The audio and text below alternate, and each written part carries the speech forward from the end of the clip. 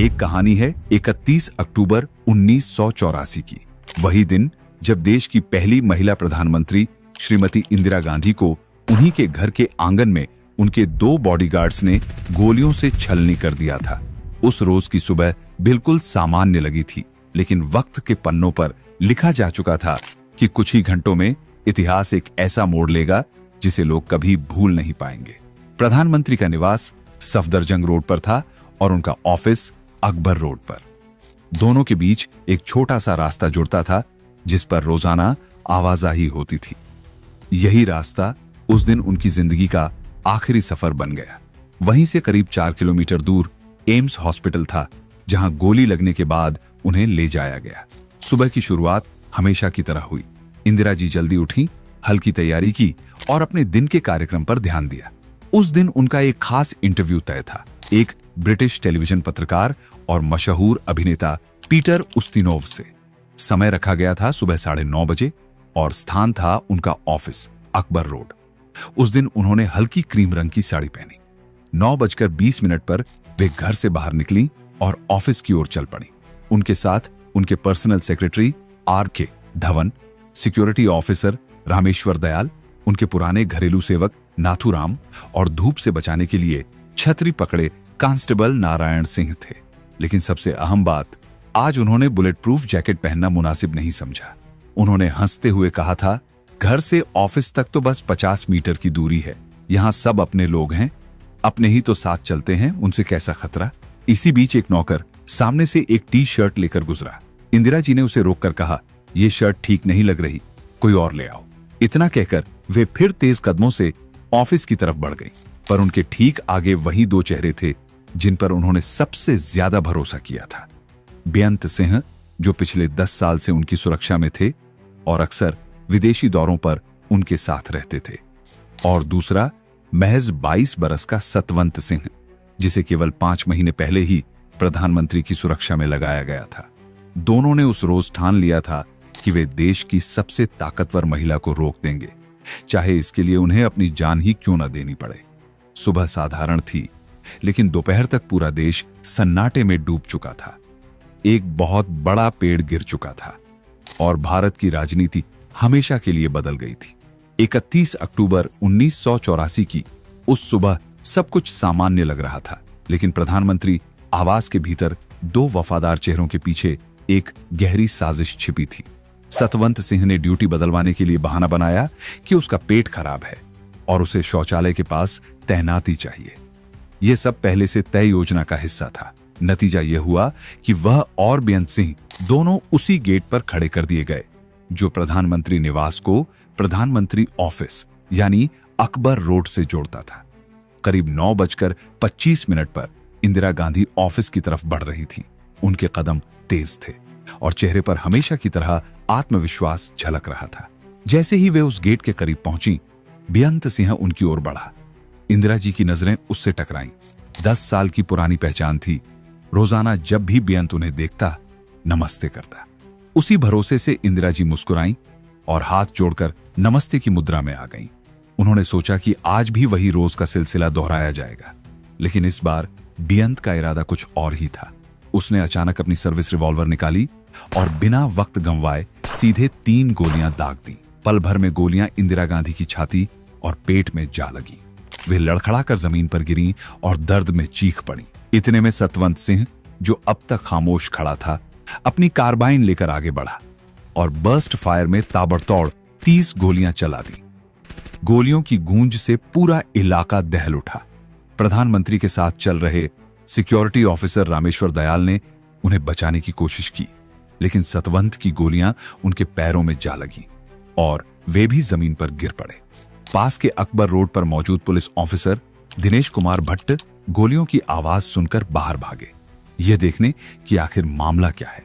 तभी बेअंत और सतवंत ने अपने हथियार फेंककर हाथ ऊपर उठा दिए। बेअंत सिंह ने ठंडी आवाज में कहा, हमने जो करना था कर दिया, अब तुम जो करना चाहो कर लो। यह हमला कोई साधारण घटना नहीं थी। यह उस ऑपरेशन का बदला था जिसने सिख समुदाय के बड़े हिस्से को इंदिरा गांधी से नाराज कर दिया था।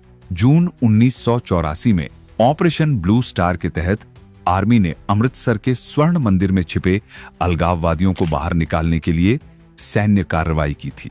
इस कार्रवाई में कई निर्दोष लोग भी मारे गए थे और उस दर्द ने इंदिरा गांधी के अपने ही सुरक्षा कर्मियों को उनके खिलाफ खड़ा कर दिया। कांस्टेबल नारायण सिंह को हमलावरों ने धक्का देकर गिरा दिया था। तभी पास के गार्ड रूम से आईटीबीपी का जवान दौड़ता हुआ आया और उसने सतवंत सिंह को काबू में कर लिया। कुल 33 गोलियां चलाई गई थीं, जिनमें से 30 इंदिरा गांधी के शरीर को भेद चुकी थी।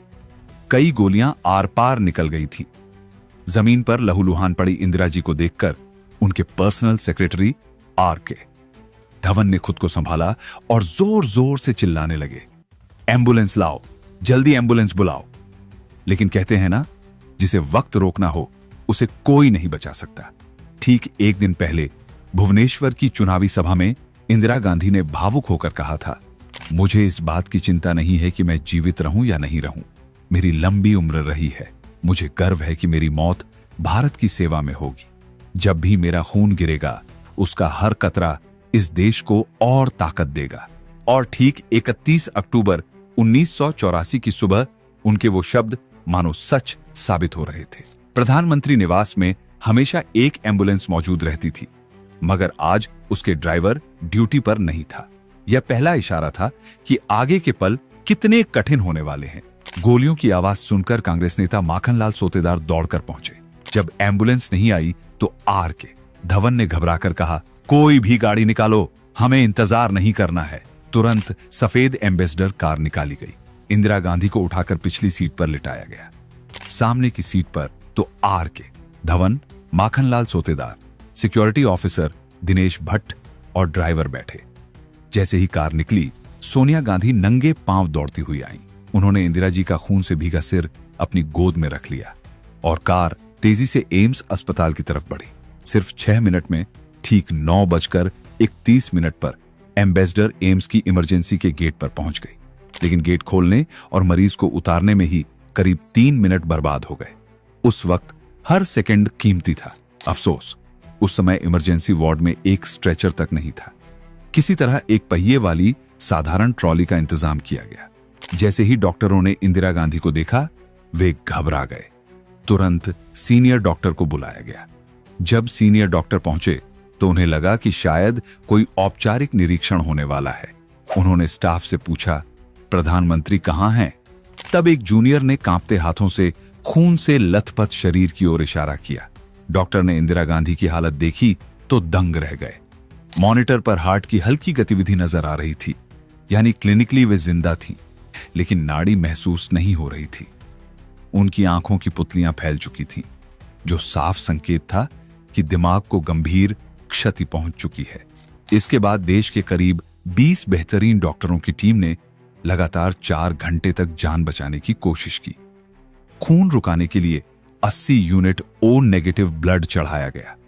ऑपरेशन थिएटर में 7 गोलियां उनके शरीर से निकाली गईं और खून का बहाव रोक दिया गया। मगर डॉक्टरों के मुताबिक उनके बचने की संभावना लगभग नामुमकिन हो चुकी थी। ऑपरेशन थिएटर के बाहर सोनिया गांधी का रो रोकर बुरा हाल था। उनकी आंखों से आंसू रुकने का नाम ही नहीं ले रहे थे। कांपती आवाज में वे बार बार कह रही थीं, मम्मी प्लीज आंखें खोलो, हमें छोड़कर मत जाओ, मैं अकेली पड़ जाऊंगी। राजीव भी आ रहे हैं, बस एक बार उनसे मिल लो। अंदर डॉक्टर लगातार कोशिश कर रहे थे। हर मशीन, हर इंजेक्शन, हर ब्लड यूनिट उनकी जिंदगी खींचने की जंग लड़ रहा था। डॉक्टरों ने एक दूसरे की तरफ देखा और धीरे से कहा, हमें अब चमत्कार की उम्मीद करनी होगी। उसी वक्त बंगाल में चुनावी दौरे पर गए राजीव गांधी को खबर दी गई।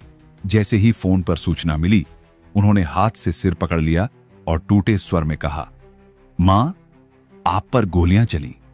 मां, आप मेरी आवाज सुन पा रही हैं? मैं आ रहा हूं, बस आ रहा हूं। दिल्ली पहुंचने तक उनकी आंखें लगातार भीगती रहीं। सोनिया गांधी ने उन्हें देखते ही गले लगा लिया और टूटकर बोली, राजीव, डॉक्टर कह रहे हैं कि अब उम्मीद कम है, अब मैं क्या करूं? राजीव ने आंसू पोंछते हुए कहा, सोनिया, हमें हिम्मत रखनी होगी। मां ने हमेशा सिखाया कि देश से बड़ा कुछ नहीं, लेकिन आज लगता है मेरा सब कुछ खत्म हो रहा है। विदेश में मौजूद राष्ट्रपति ज्ञानी जैल सिंह ने भी तुरंत वापसी का ऐलान किया। देश की राजनीति जैसे सांस रोककर खड़ी हो गई थी। कांग्रेस के वरिष्ठ नेता एम्स के 8वें फ्लोर पर जमा हो चुके थे। एक दूसरे से फुसफुसाते हुए बोले, अगर ये खबर बाहर निकली तो पूरा देश जल उठेगा। अभी किसी भी कीमत पर इसे रोको। मगर मशीनें जवाब देने लगी थी। अंग धीरे धीरे काम करना बंद कर रहे थे। उस वक्त डॉक्टरों ने राजीव गांधी की ओर देखा।